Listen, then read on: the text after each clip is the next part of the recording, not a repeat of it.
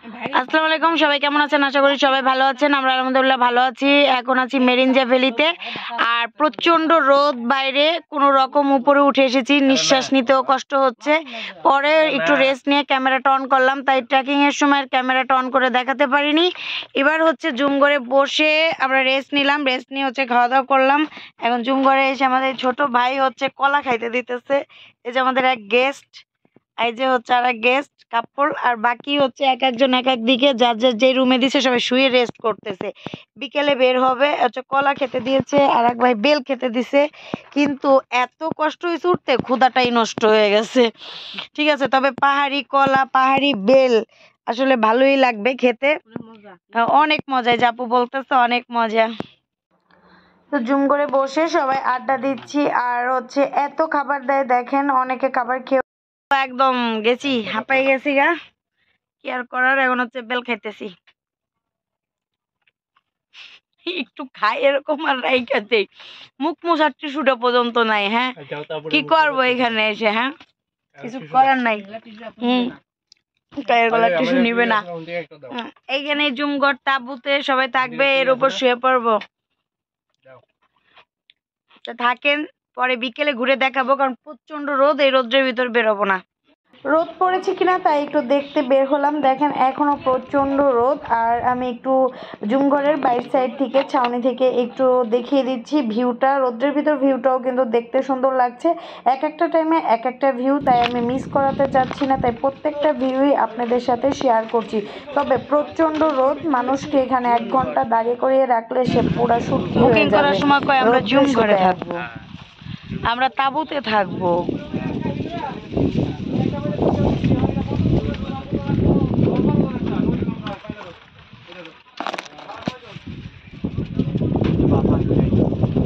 এখানে আমরা সবাই হচ্ছে দুপুরে খাওয়া দাওয়া করতেছি জুম ঘরে।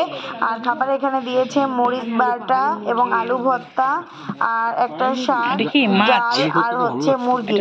এখানে মুরগি হচ্ছে পাহাড়ি মুরগি, আর এখানে মরিচ বাটা। আমি পাহাড়িদের ভিডিও দেখতাম, দিয়ে একটু মরিচ বাটা নিত, আর একটু শাক ভাজি নিত, সেদ্ধ নিত, এভাবে নিয়ে নিয়ে খেত, আর বলতো অনেক টেস্টি। তো খেতে খেতে ওদের কথাই আমার খুব মনে পড়ছে। আজকে পাহাড়িরা যেভাবে খেত আমাকে ভিডিওতে আমি দেখতাম, আমার ভালো লাগতো। আজকে নিজে সেই ফিলটা নিচ্ছি। তো খাওয়া দাওয়া শেষ করে এবার হচ্ছে অন্য কাজে যাব সেই চিন্তা করতেছি। তো খাওয়া দাওয়া শেষের দিকে সবাই মিলে তো খাচ্ছি, দেখতেই পাচ্ছেন। তো দেখি খাওয়া দাওয়া করে কি করি। অন্যদিকে তো যেতে ইচ্ছা আছে, কিন্তু পাহাড়ের উপরেই থাকবো না নিচে জানি না সেটা।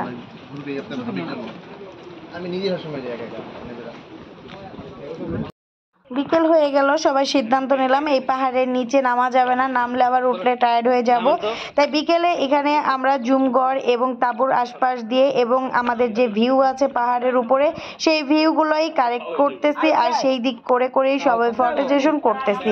কারণ এই সৌন্দর্যর পরে আর সৌন্দর্যর দরকার নেই। পাহাড়ের নিচে নেমে আবার আর এক পাহাড়ে ওঠা, সেমই একই ভিউ, কেন এত কষ্ট করব? তাই সবাই মিলে এই সিদ্ধান্তটাই নিয়েছি। বলো সিদ্ধান্তটা ভালো হয়েছে না?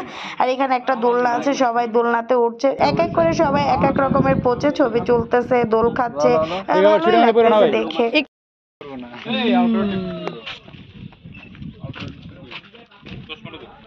আচ্ছা,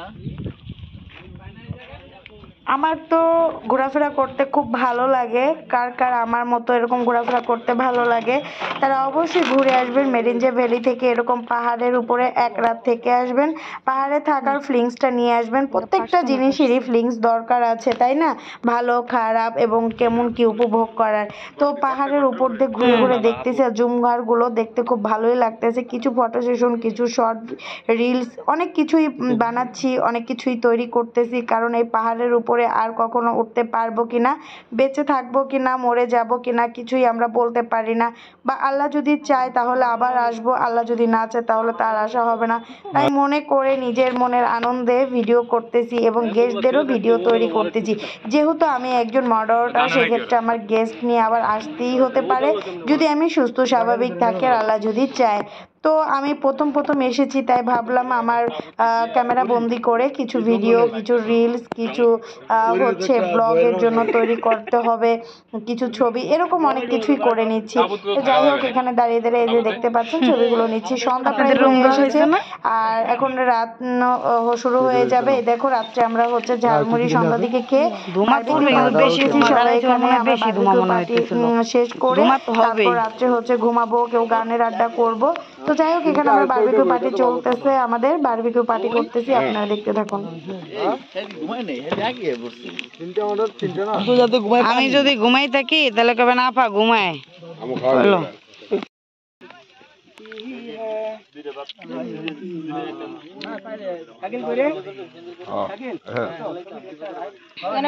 এখন হচ্ছে আমরা সবাই খাবো, সব পার্সেলগুলো রেডি করতেছি, কারণ এখানে প্লেটের কোনো সিস্টেম নেই। এভাবে করে আমরা হচ্ছে খাবার খাবো, যার যার হাতে দিয়ে দিব গেস্টদের। তো এখানে আমি হচ্ছে 45 জন গেস্ট নিয়ে এসেছি, সবার খাবার এভাবেই দিয়েবো। এখানে আছে হচ্ছে কোয়ার্টার বারবিকিউ আর হচ্ছে দুটো করে পরোটা ভেবেছিলাম, পরে দেখি 4টা করে পরোটা দিয়েছে আর সস। আসলে এতগুলো পরোটা দিয়েছে ভাবতে পারিনি, অনেক খাবার দিয়েছে, অনেক। করেন আপনার আনি না, আমি নিতেছি ভিউ। মেরিঞ্জের ভিউ শেষ করে চলে আসলাম কক্সবাজার।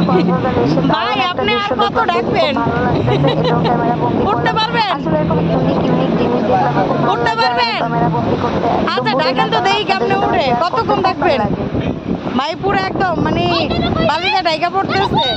আল্লাহ চলেন। হ্যাঁ এইগুলো হ্যাঁ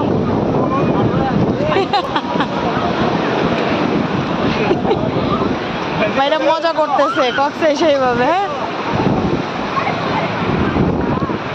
রোজার সময় যখন আসছিলাম কোনো লোক ছিল না, আর এখন শুধু মৌমাছির মতো চাক, মৌমাছির চাক।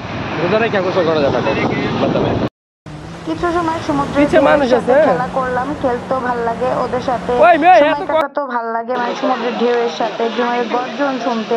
সমুদ্রকে আমার খুব মানে কি বলবো, সমুদ্রকে আমি খুব ভালোবাসি, সমুদ্রের কাছে গেলে আমি হারিয়ে যাই।